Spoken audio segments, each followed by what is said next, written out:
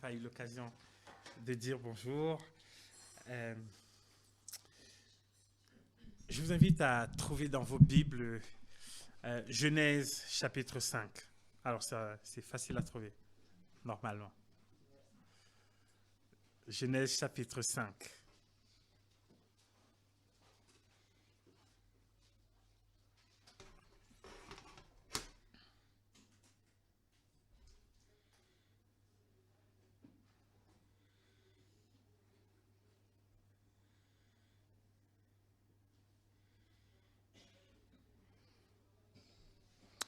Voilà, Genèse chapitre 5. Alors, en fait, après une courte pause pascale, où on a prêché pendant 3 dimanches sur l'espérance de la résurrection. L'espérance de la résurrection. On revient ce matin sur la série qu'on a commencée dans le livre de la Genèse pour étudier nos origines. Et donc, ce matin, c'est Genèse chapitre 5. Évidemment que je vais faire un rappel. Puisque ça fait 3 dimanches quand même qu'on a laissé Genèse. Je vais faire un petit rappel de ce qu'on a vu précédemment. Okay? Genèse chapitre 5. Alors, premièrement, vous vous souvenez que dans le chapitre 1, on a vu le Dieu créateur. Okay?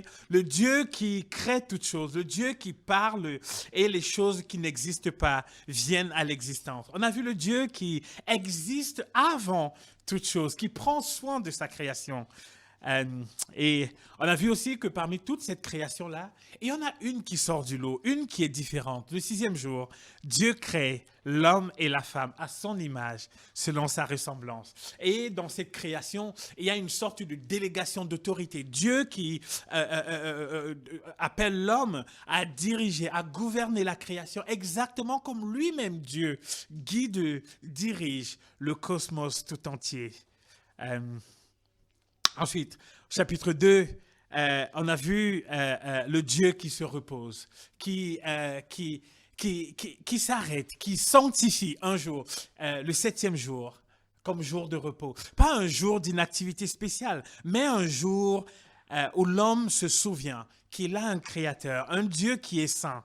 Et que l'homme doit se sanctifier, l'homme doit aller vers cette sanctification-là. Toujours dans le chapitre 2, vous vous souvenez, on a vu le Dieu bon, le Dieu qui donne à l'homme des choses que l'homme n'est pas capable de se donner à lui-même. Il donne la vie à l'homme, il donne une identité à l'homme, il donne une mission de vie à l'homme. Vous vous souvenez, Genèse 2 au verset 15. Il donne une belle loi de vie à l'homme, Genèse 2 au verset 17. Et toujours dans le chapitre 2, tout à la fin, on a été les heureux invités, les heureux témoins de l'institution du mariage, les heureux témoins du premier mariage entre Abel, mais plutôt entre Adam et Ève.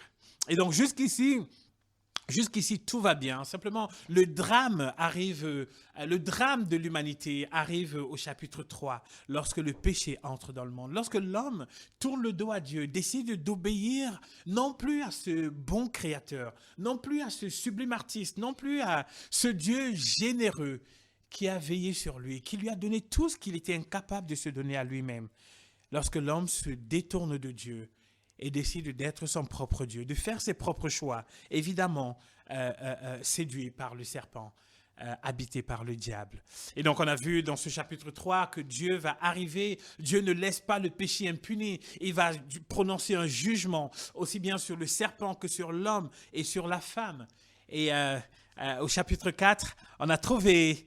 le chapitre 4 s'est ouvert avec des naissances, Caïn et Abel. On a vu ces deux enfants d'Adam et Ève qui font des offrandes à Dieu, mais des offrandes différentes, avec des perspectives différentes. L'un, Abel, qui donne les premiers-nés de son bétail, les prémices de ce qu'il a. Il trouve que ce qu'il a le plus cher revient à son Dieu. Et l'autre, Caïn, qui donne un petit peu comme de façon religieuse à son Dieu. Il donne parce qu'il faut donner, il donne parce qu'il voit donner, et il donne sans réflexion, sans projet, sans intention. Il n'y a aucune adoration dans ce qu'il fait. Et finalement, il va tuer son frère. Voilà, c'est après tout ceci que nous arrivons au chapitre à Genèse 5 de ce matin. Donc, si vous avez les Bibles, j'espère que vous êtes bien calés à Genèse chapitre 5. Okay? Je vais lire. Voici le livre de la postérité d'Adam. Lorsque Dieu créa l'homme, il le fit à la ressemblance de Dieu. Il créa l'homme et la femme, il les bénit et il les appela du nom d'homme lorsqu'ils furent créés. Adam, âgé, alors à partir du verset 3, accrochez-vous bien, ça devient un petit peu laborieux, ok?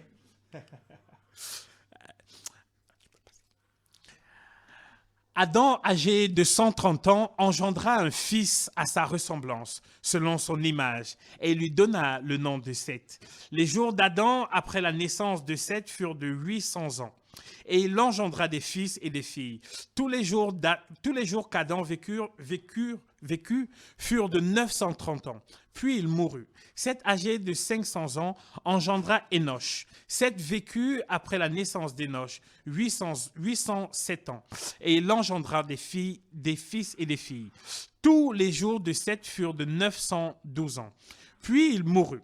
Énoch, âgé de 90 ans, engendra Kénan. Énoch vécut après la naissance de Kénan 815 ans. Et il engendra des fils et des filles.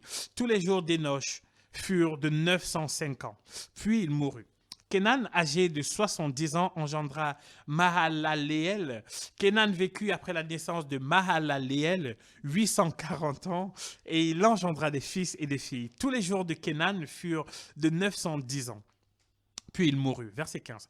Mahalaléel, âgé de 75 ans, engendra Jéred. Mahalaléel vécut après la naissance de Jéred 830 ans et il engendra des fils et des filles. Tous les jours de Mahalaléel furent de 895 ans. Puis il mourut. Jéred, âgé de 162 ans, engendra Enoch. Enoch vécut après la naissance Jéred vécut après la naissance d'Enoch 800 ans et il engendra des fils et des filles. Tous les jours de Jéred furent de 962 ans. Puis il mourut. Enoch, âgé de 65 ans, engendra Méthusélah. Enoch, après la naissance de Méthusélah, marcha avec Dieu 300 ans et il engendra des fils et des filles. Puis verset 23. Tous les jours d'Enoch furent de 365 ans. Merci, ça me donne le tournis. Enoch marcha avec Dieu, puis il ne fut plus, parce que Dieu le prit. Verset 25. Méthusélah, âgé de 187 ans, engendra Lémec. Méthusélah vécut après la naissance de Lémec 782 ans. Et il engendra des fils et des filles. Tous les jours de Méthusélah furent de 962 ans, puis 69 ans. Merci beaucoup pour votre vigilance. Puis il mourut. Lémec, âgé de 182 ans, engendra un fils et lui donna le nom de Noé en disant « Celui-ci nous consolera de nos fatigues et du travail pénible de nos mains, provenant de la terre que l'Éternel a maudite. » Lémec vécut après la naissance de Noé 595 ans et il engendra des fils et des filles. Tous les jours de Lémec furent de 777 ans, puis il mourut. Noé, âgé de 500 ans, engendra Sem, Cham et Japheth. Jusqu'ici, la parole de Dieu. Alors, quand je vais au cinéma et que le film se termine, très souvent, je ne reste pas pour regarder le générique de fin. Vous savez, la liste de noms et de rôles qui défilent à la fin du film. Je trouve ça inintéressant et je sors. Mais en fait, je me rends compte en sortant que je ne suis pas le seul à ne pas aimer le générique. Parce que quand je sors, je trouve qu'il y a des bouchons à la sortie et donc personne ne reste en réalité pour regarder. Et même souvent, on calcule, on essaie d'arriver après le générique de début, juste quand le film va commencer. Et quand il est terminé, on ne reste pas pour le générique de fin. La liste des noms, la généalogie. C'est ce que nous avons ce matin. Et si vous vous demandez pourquoi on a une liste de noms de personnes, pourquoi on a un arbre généalogique, peut-être difficile à lire, ok? Et alors, je n'oserais pas poser la question de qui arrive à ce genre de chapitre et saute pour aller au chapitre d'après. Je ne poserai pas la question. Mais si vous vous demandez pourquoi on a cette liste de noms-ci, alors il faudrait connecter fortement avec le chapitre 3, c'est-à-dire connecter ce qu'on vient de lire ici avec le chapitre 3 de la Genèse. Je viens de le rappeler tout à l'heure. Le chapitre 3 se ferme sur un homme et une femme qui sont chassés du jardin, loin de la face, loin de la présence de Dieu. Un homme et une femme qui ont désobéi et qui ont choisi d'être leur propre Dieu. Mais maintenant, ils sont chassés du jardin. Ils partent avec la punition qui est chargée sur leur dos. Mais ils n'ont pas que la punition qui est chargée sur leur dos.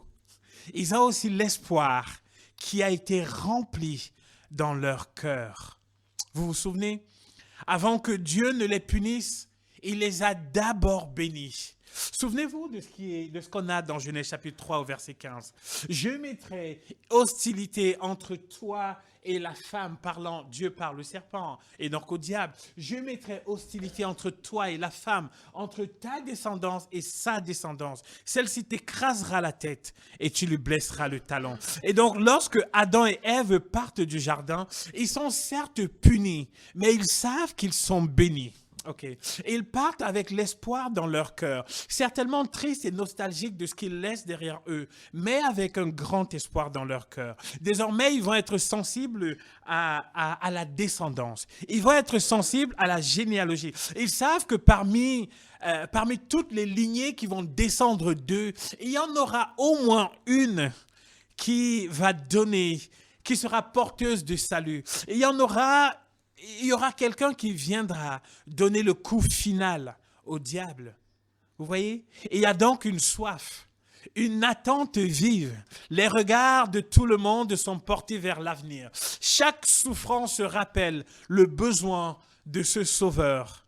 Chaque enfant qui naît est un petit peu observé pour voir s'il est lui ou non le sauveur attendu.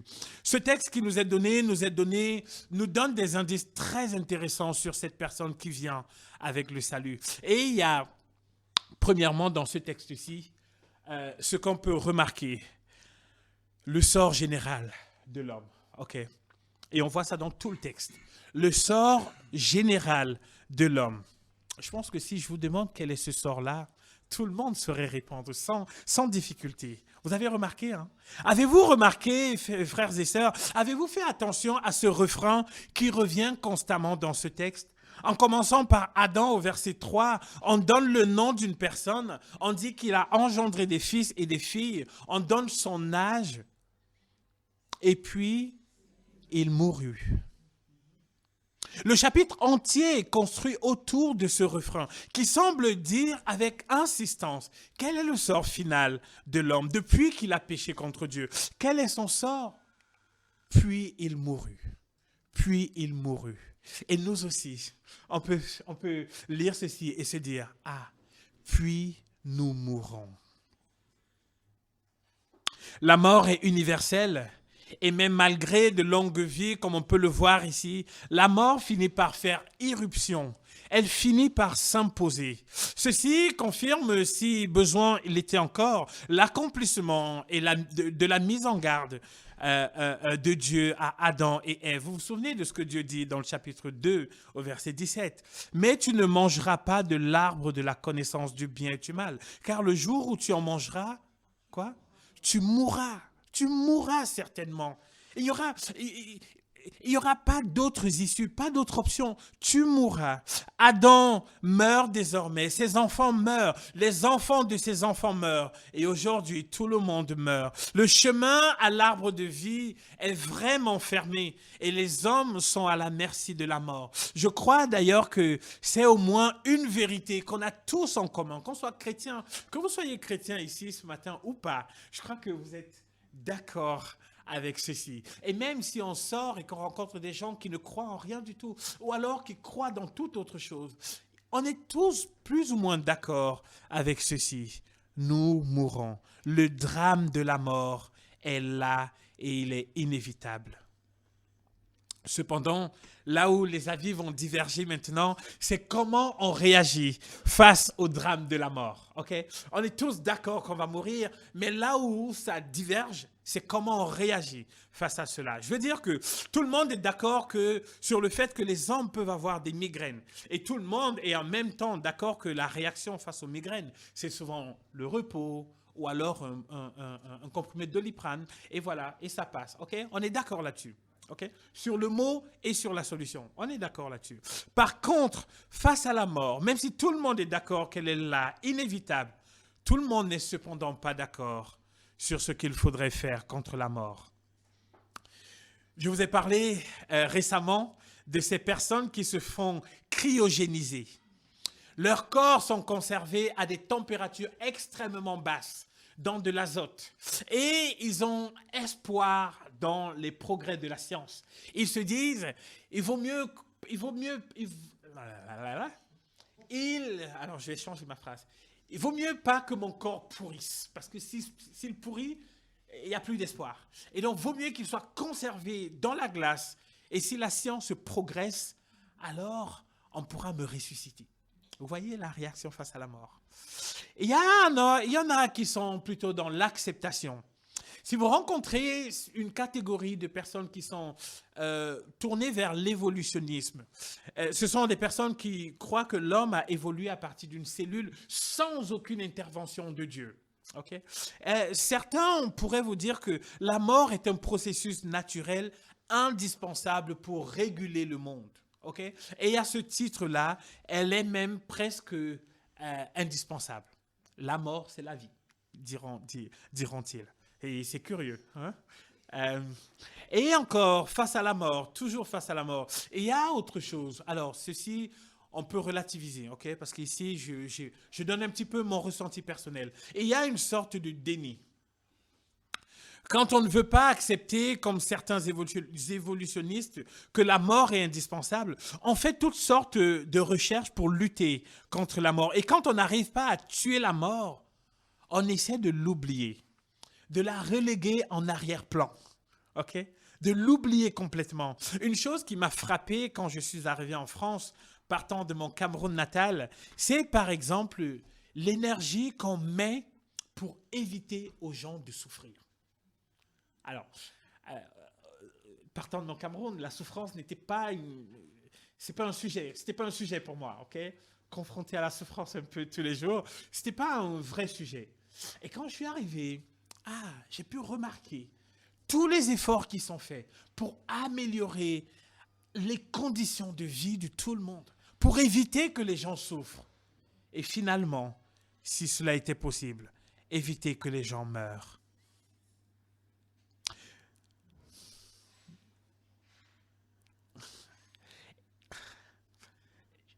J'ai même remarqué la grande pudeur dans laquelle se vit le deuil en Occident.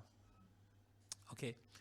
Je crois qu'on crie en Occident, on crie plus fort sur un collègue qui nous a fait du tort que devant la mort d'un proche. Alors, je l'ai dit, on peut relativiser si on veut, c'est le sentiment que j'ai. Okay. En Afrique, alors d'où je viens, quand il y a un décès dans cette maison-ci, à 1 kilomètre, vous le saurez. Parce qu'on pousse, il y a des cris de... Alors, j'ai essayé de savoir pourquoi, et donc des gens m'ont expliqué que ces cris sont des cris de dénonciation de la mort, de dire que un ennemi a attaqué, a certes remporté une victoire, mais il y a une sorte de dénonciation. À défaut de détruire la mort, on la relègue en second plan, on la rend discrète. Et pourtant, on sait tous que cette mort n'est pas une amie. Je connais à titre personnel, et certainement d'autres ici aussi, connaissent les ravages que la mort cause, les souffrances qu'elle laisse, le vide qu'elle crée, la nostalgie qu'elle apporte. Ce chapitre de la Genèse, avec ce refrain « puis il mourut », est là aussi pour nous dire qu'il vaut mieux être au clair sur le cycle de la vie pour se préparer en conséquence. Okay. Il vaut mieux savoir à quoi s'attendre pour vivre une vie qui a du sens.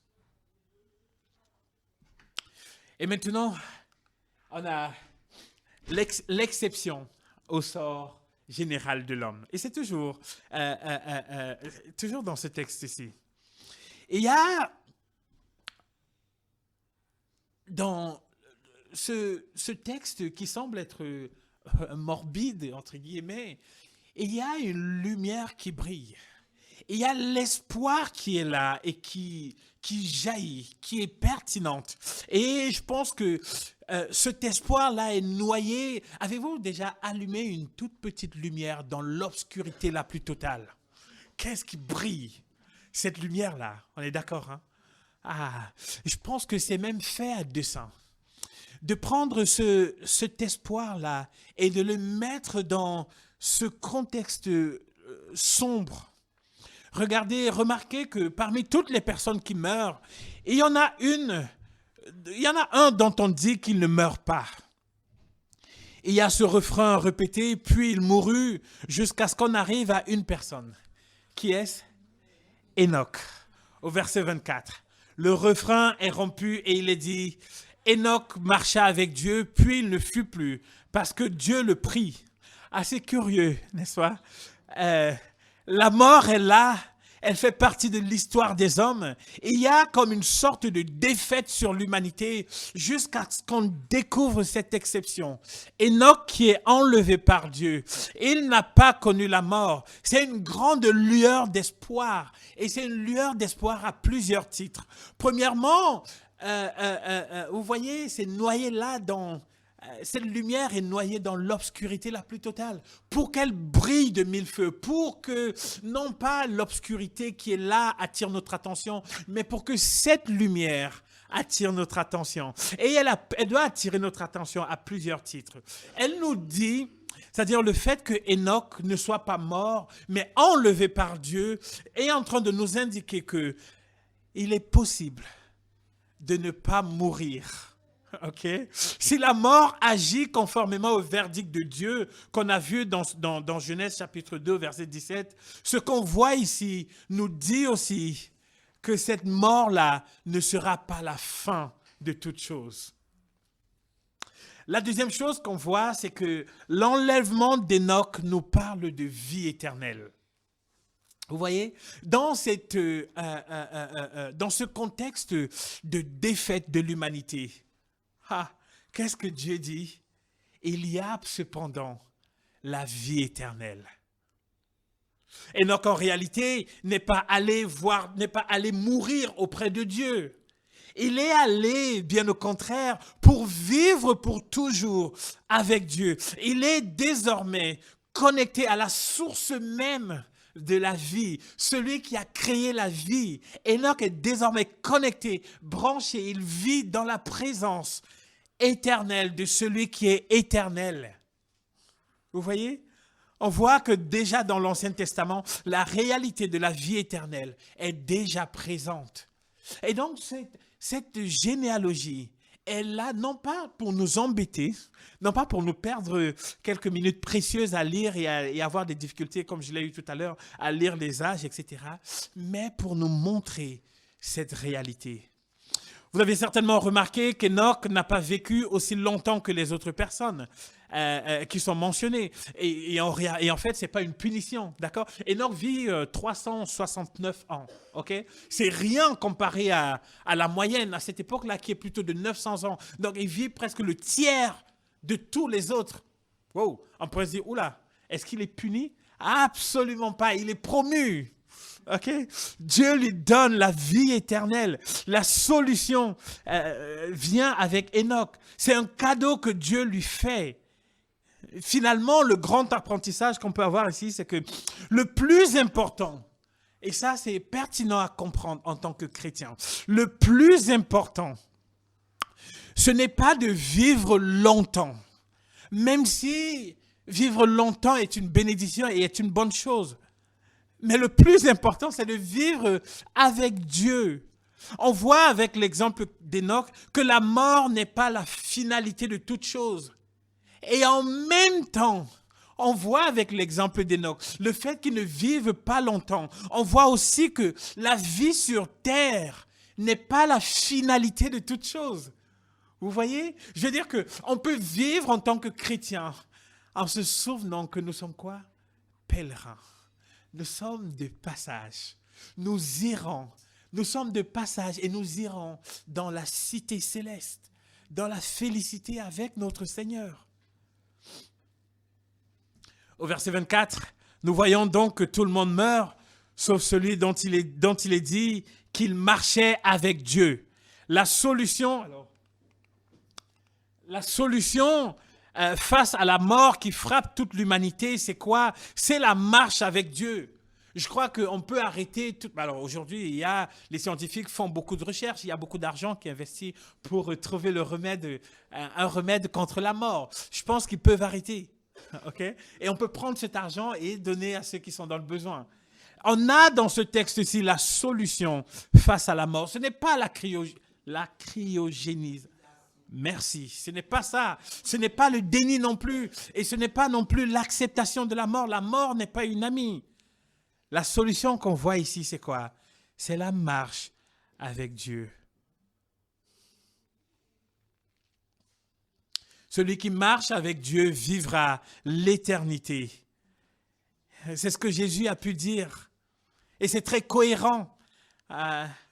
Il le dit dans Jean chapitre 11. Je suis la résurrection et la vie. Celui qui croit en moi vivra, même s'il meurt. En gros, il est en train de dire, la mort, qu'est-ce que c'est? Ça, c'est le passage vers la vie. La vraie vie, celle pour laquelle nous avons été faits. Évidemment que ceci ne banalise pas la réalité de la mort. Okay? La marche avec Dieu, la solution au problème de la mort. Alors, petite remarque à faire ici. Depuis que le péché est entré dans le monde, au chapitre 3, Adam et Ève ont eu plusieurs enfants. Et vous vous souvenez que c'est à la fin du chapitre 4, avec la naissance de Seth, qu'il a été dit que c'est à partir de ce moment qu'on a commencé à invoquer le nom de l'Éternel. Tout à fait. Okay? Et donc, ce qu'on peut voir ici, c'est aussi que c'est à partir d'Enoch, c'est avec Enoch qu'on voit la première piété dans la Bible, la première marche, comment on pourrait dire, de sanctification, de sainteté. Quelqu'un qui décide de consacrer. Et en fait, Enoch porte bien son nom. Enoch signifie consacré. Okay? On voit quelqu'un qui vit de façon consacrée à l'Éternel. Ce qui est pertinent, frères et sœurs, c'est que cette consécration, c'est que cette sanctification, ça ne parle pas de rituel. Ça ne parle pas de religiosité. Il n'est nulle part dit que Enoch faisait 5 prières par jour ou alors qu'il jeûnait 5 fois par mois. Ce n'est pas du tout de cela dont il est question, même si ce sont de bonnes choses. OK? Il est simplement question d'un homme qui avait consacré son cœur à son Dieu pour l'aimer simplement, lui obéir courageusement et le glorifier joyeusement tous les jours de sa vie. En général, lorsque deux personnes marchent ensemble, ils se parlent, ils s'écoutent. Okay? Et donc, marcher avec Dieu, c'est aussi lui parler, c'est l'écouter. Et il y a une sorte de proximité, d'amitié respectueuse qui s'est installée entre Enoch et Dieu. Et nous aussi, en tant que chrétiens, on peut marcher avec Dieu de cette façon-là, l'écouter et lui parler. L'écouter lorsqu'il parle, il nous parle dans sa parole. Et lui parler dans la prière, par exemple. Dans la marche, je ne sais pas si vous voyez le truc, il y a aussi cette notion de continuité et de persévérance.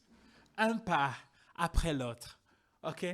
Et quand vous voyez un enfant qui commence à marcher, il persévère, il met un pas. On l'encourage à faire un autre. Et quand il tombe, il se relève. Et qu'est-ce qu'il fait? On lui dit, marche encore, viens encore. On imagine que ça a été le vécu d'Enoch. Et c'est à cela que nous aussi, nous sommes appelés. OK? Et lorsqu'on voit ce que Enoch a fait, on peut se rendre compte que Enoch a fait cela. Il a mis un pas après l'autre pendant 300 ans au moins. OK? En termes de persévérance, c'est un vrai modèle. En regardant les chapitres suivants de la Genèse, on voit que Enoch n'a pas marché avec Dieu dans un contexte facile. Au contraire, il vivait dans une époque de grand péché. On va le voir dans le chapitre 6 qui arrive. On va voir que le cœur de l'homme était complètement tourné vers le péché. OK? Hein? Et donc, il n'était pas dans un endroit, dans une vie un pays de bisounours. Absolument pas. Mais malgré cela, il marche 300 ans avec Dieu. La marche d'Enoch avec Dieu englobe toute sa vie. Ce ne sont pas seulement les activités religieuses. Ce n'est pas seulement un moment ou un autre, mais c'est vraiment l'ensemble de sa vie. Et d'ailleurs, Enoch n'avait pas une vie des plus tranquilles. On a vu dans le texte que Enoch était un père. Enoch était un mari. Enoch avait certainement un travail. Et dans tout cela, il marchait avec Dieu. C'est certainement qu'il marchait avec Dieu dans chacun de ces aspects de sa vie. En tant que père, il réfléchissait à ce que c'est qu'être un père devant Dieu. Okay? Et il marchait avec Dieu dans ce rôle-là que Dieu lui donnait. Il vivait avec ses enfants, avec la conscience claire qu'il est censé enseigner la vérité de Dieu à ses enfants-là, censé être un modèle lui-même de vie pour ses enfants. Il était un mari aussi. Et donc, dire qu'il marchait avec Dieu dans le domaine de son couple, c'est certainement qu'il réfléchissait à cela aussi dans son couple, à ce que c'est que marcher avec Dieu. Marcher avec Dieu dans le travail et dans la vie. C'est certainement que partout où il marchait, dans ce qu'il vivait, dans ce qu'il était, il témoignait de qui est Dieu, de la bonté de Dieu, de la vérité de Dieu, de la gloire de Dieu. Sa vie était un témoignage de ce que Dieu est. C'est certainement ça, marcher avec Dieu. Et à côté de tout ceci, nous avons la bonté de Dieu envers les hommes. OK? Alors ici, je vais tourner un petit peu la Bible, donc soyez bien attentifs à ce que je vais faire. OK? On va lire quelques passages par-ci, par-là. Enoch est cité dans le Nouveau Testament à plusieurs reprises. En Hébreux chapitre 11, alors j'affiche, en Hébreux chapitre 11 au verset 5 par exemple, il est dit ceci, c'est par la foi qu'Enoch fut enlevé pour qu'il ne vit point la mort, et qu'il ne parut plus parce que Dieu l'avait enlevé, car avant son enlèvement, il avait reçu le témoignage qu'il était agréable à Dieu. Vous voyez, c'est ce que nous venons de voir. Enoch, il marchait dans la foi. Il marchait avec Dieu. Et sa vie, vous voyez, il était agréable à Dieu. Sa vie plaisait à Dieu. Il était approuvé de Dieu. Et c'est pour cette raison que Dieu l'a emmené pour qu'il ne vit pas la mort, pour qu'il ne traverse pas par la mort. Et maintenant, un autre texte très intéressant et qui va être pertinent pour la suite de ce que je vais vous montrer dans la bonté de Dieu. Okay. C'est Jude. Jude, il y a un seul chapitre dans le livre de Jude, dans les versets 14 à 15. Il est dit ceci d'Enoch toujours. C'est aussi pour eux qu'Enoch, après le 7e depuis Adam, a prophétisé en ces termes. Voici le Seigneur est venu avec ses saintes myriades pour exercer un jugement contre tous et pour faire rendre compte à tous les impies parmi eux, de tous les actes d'impiété qu'ils ont commis, de toutes les paroles injurieuses qu'ils ont proférées contre lui, des pécheurs impies. Contre lui, des pécheurs impies. Alors, j'ai vraiment du mal avec la lecture ce matin. Alors, ce qui est formidable à remarquer ici, c'est que on parle d'Enoch comme étant un prophète. Okay? Et donc, dans ce texte-ci, Enoch il voit le retour de Jésus, c'est-à-dire Jésus qui revient pour le jugement et qui va juger. Il va juger qui? Les impies parmi eux, tous parmi eux, de tous les actes d'impiété qu'ils ont commis. Donc Enoch voit le retour glorieux de Jésus qui vient pour juger. Ok. Et donc, ce qu'on remarque, c'est qu'il est quoi? Il est un prophète. Et maintenant, si on revient dans notre texte au verset 25 plutôt, regardez avec attention. Genèse 5 au verset 25. Il est dit,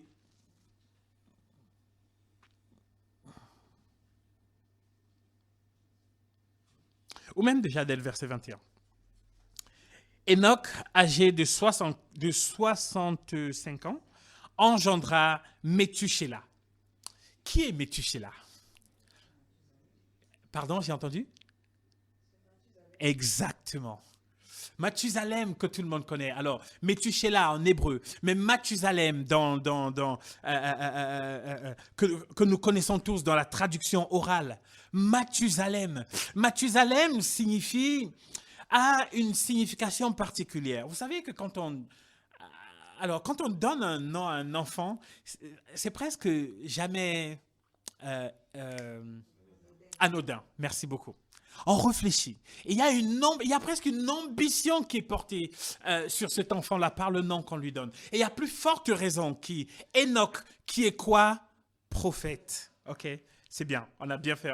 On a gardé la connexion. Et donc, Mathusalem signifie il meurt et ça arrive. OK? Il meurt et ça arrive. Et il y a donc une idée de quelque chose qui sera envoyé au moment de la mort de Mathusalem. Et ce quelque chose, c'est quoi? Vous savez? C'est le déluge.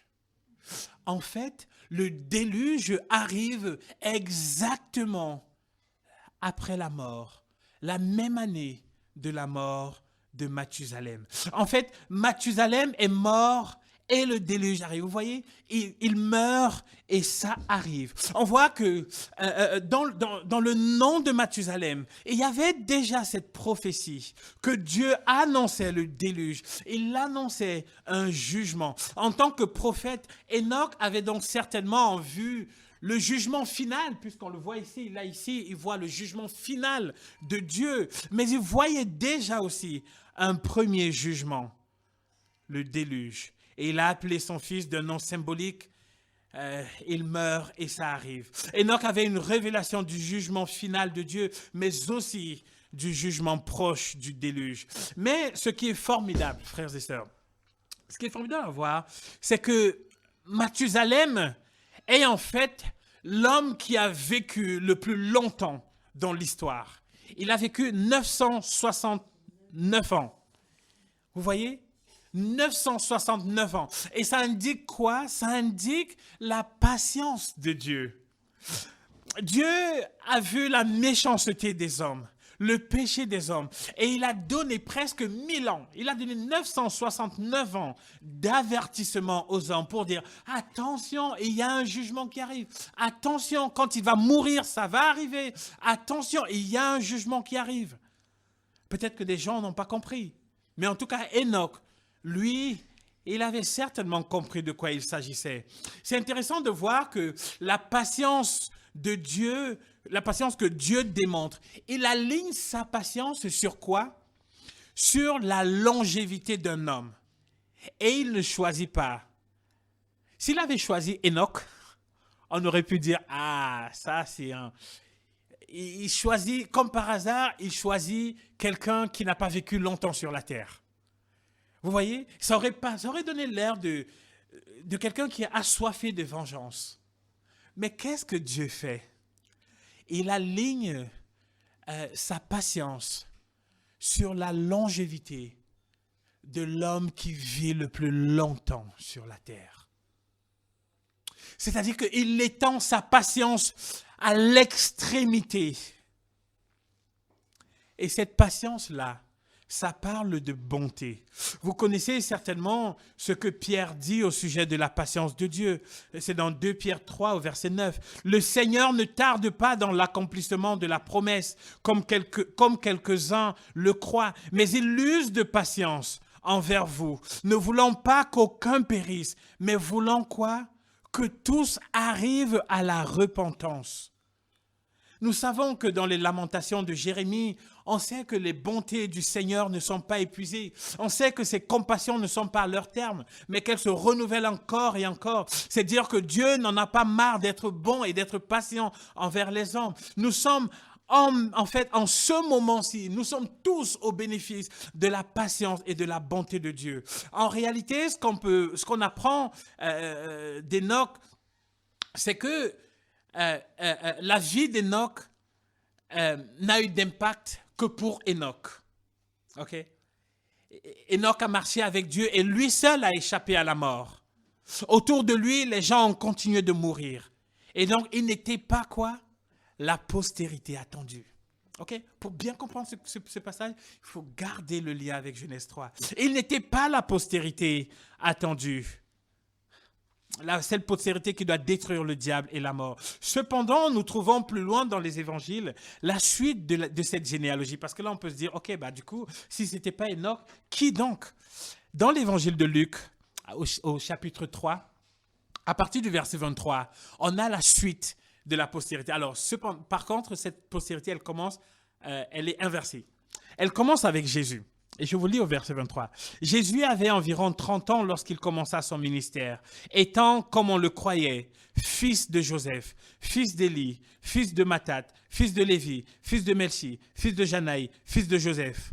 Ok, et ça continue, et ça continue, et ça continue. Au verset 36, on a fils de Caïnam, fils d'Arphaxad, fils de Sem, fils de Noé, fils de Lamech, fils de Mathusala, fils d'Enoch, fils de Jared, fils de Maléléel, fils de Caïnan, fils d'Enoch, fils de Seth, fils d'Adam, fils de Dieu.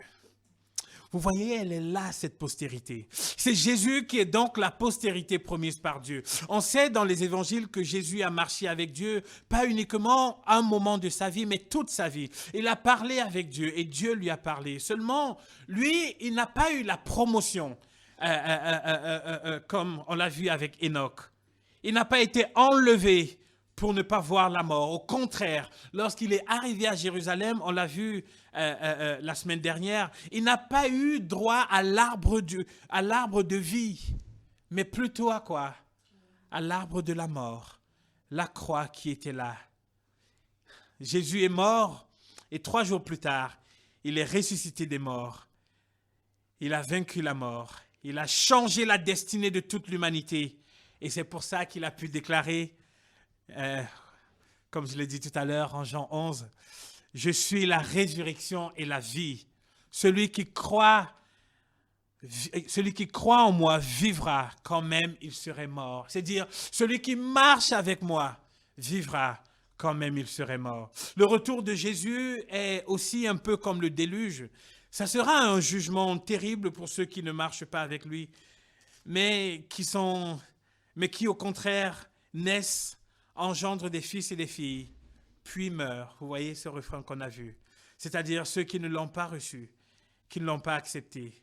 Le retour de Jésus sera un grand jugement. Et pourtant, ce que nous vivons en ce moment, c'est encore le temps de la patience de Dieu. Et comme on l'a vu tout à l'heure, la patience de Dieu, c'est l'expression de sa bonté. Le Seigneur ne tarde pas dans l'accomplissement de sa promesse, comme quelques-uns le croient, mais il use de patience envers tous, ne voulant pas qu'aucun périsse, mais voulant que tous arrivent à la repentance. Jésus revient bientôt. Pour l'instant, il fait preuve de patience. Et sa patience a un but, que tu te convertisses, que tu marches avec lui. Est-ce que je peux me permettre de te demander où est-ce que tu en es avec Dieu? Ce que tu as choisi pour ta vie, naître, vivre et mourir, ou plutôt t'attacher à Dieu pour vivre éternellement avec lui. Nous allons prendre la scène, frères et sœurs, et